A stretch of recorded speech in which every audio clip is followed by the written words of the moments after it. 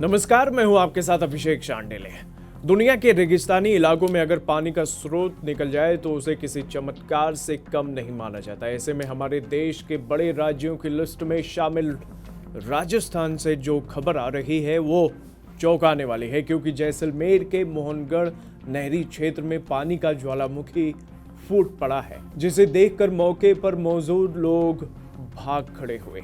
घटना बीते शनिवार दोपहर बाद की है और रविवार को लगातार दूसरे दिन इस अज्ञात जल स्रोत से इस प्रकार पानी निकल रहा था जैसे किसी ने ट्यूबवेल चला दिया हो।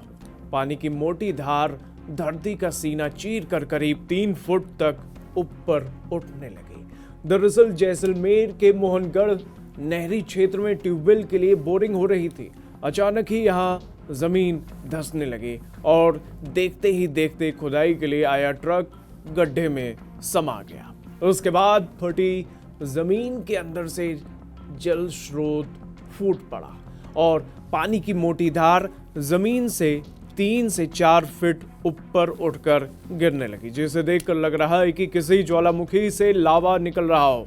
पानी के साथ अंदर से गैस और कीचड़ भी बाहर आने से पूरे एरिया में जल भराव हो गया है।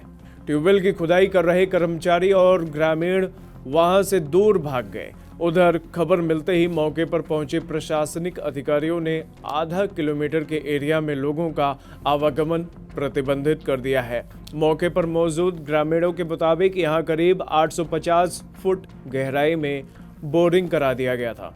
बोरिंग का काम चल ही रहा था कि अचानक से बोरिंग के आसपास की जमीन धंसने लगी और बोरिंग के लिए आया ट्रक भी गड्ढे में समाने लगा। यह देखकर लोग वहां से भागने लगे। मौके पर पहुंचे भूजल वैज्ञानिकों की टीम ने घटना के कारणों की जांच शुरू कर दी है। ऐसे में हमारी टीम ने मौके पर मौजूद भूजल वैज्ञानिक से भी बातचीत की। ये जियोलॉजी हाइड्रोजियोलॉजी के अंदर भू विज्ञान के अंदर इसको आर्टिशियल कंडीशन कहते हैं, जिसके अंदर जो भूजल होता है वो इम्पीरियस लेयर जो होती है, मिट्टी की परतें होती है, उसके नीचे दबा हुआ रहता है और जैसे ही उसको पंचर करते हैं या खुदाई करते हैं तो ऑटो फ्लो होकर के बाहर आना शुरू हो जाता है। क्योंकि कई इस तरह की कंडीशंस होती है ग्राउंड वाटर के अंदर, जिसकी वजह से कई सालों से जो जमा हो रखा है पानी होता है, अभी भी यहाँ पे भी आप देख रहे हैं कि उसी वजह से यहाँ पानी बड़ी मात्रा में बाहर निकल रहा है और एक कैविटी भी बन रही है। तो मेरा दृष्टिया जो वैज्ञानिक रूप से है, उसके अलावा भी लोगों से भी ये अपील है कि इस स्थान से दूर रहे, क्योंकि ये स्थिति कई दिनों तक लगातार चल सकती है। क्योंकि ये जो एक्यूफर है यहाँ का, जो जिसको टर्सी सैंडस्टोन कहते हैं, ये बहुत बड़े भूभाग में फैला हुआ है और उसमें अथाह पानी है और पास में ग्राउंड वाटर का ज्यादा विकास नहीं होने की वजह से ये जो पानी कई दिनों तक बाहर बहता रहेगा और ये धीरे धीरे आसपास के सामने भी फैल सकता है। क्योंकि जब तक इसको रोकने के जितने भी प्रयास किए जाएंगे, प्रारंभिक रूप में इसको रोकना बहुत ही कठिन है। हालांकि कई तरह की स्थितियां उसके लिए प्रयास की जा रही है, फिर भी इस जो वर्तमान स्थिति है वो बहुत ही चिंताजनक है और आम जन इससे दूर रहे तो ठीक रहेगा। वहीं इस खबर में एक और एंगल सामने आ रहा है, जिसके मुताबिक विलुप्त हुई सरस्वती नदी एक बार फिर सामने आ गई है। दरअसल विश्व हिंदू परिषद के राष्ट्रीय प्रवक्ता ने पूरे मामले पर यह दावा कर दिया है कि यहाँ पहले सरस्वती नदी निकलती थी, बाद में वह विलुप्त हो गई, लेकिन एक बार फिर यह नदी अपना रास्ता तलाश करते हुए बाहर आ गई है।